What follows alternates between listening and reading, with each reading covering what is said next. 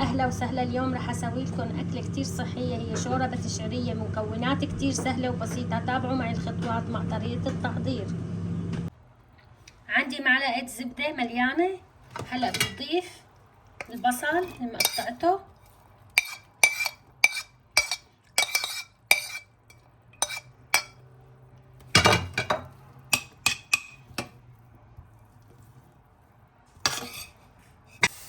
وهيك بعد ما ذابت الزبده عندي هلا بدي اضيف الجزر، قطعته مكعبات، قدر جزرتين،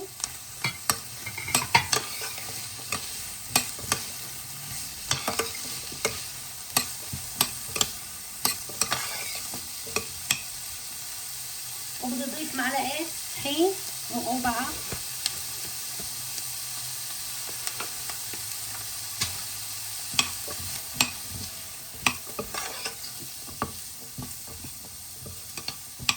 نحركهم مع بعضهم، وضيف شعريه قدر كوب،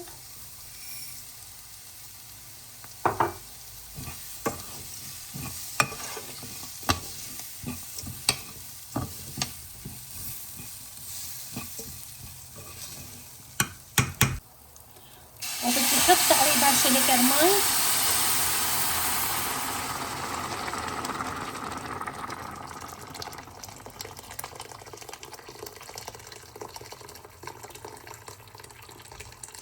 مي سخنه،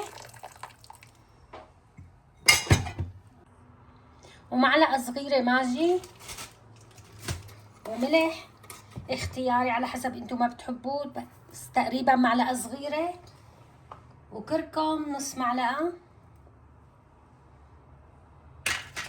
وبدي احركهم مع بعضهم.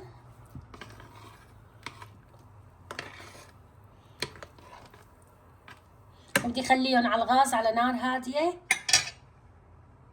هيك القوام بده يكون.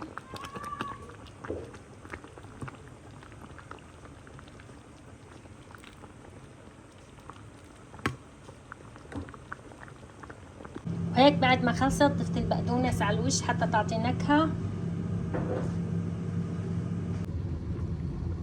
وهيك خلصت وصفتنا لهذا اليوم، ان شاء الله تنال اعجابكم. اذا عجبتكم الوصفه لا تنسوني من اللايك والشير والدعاء.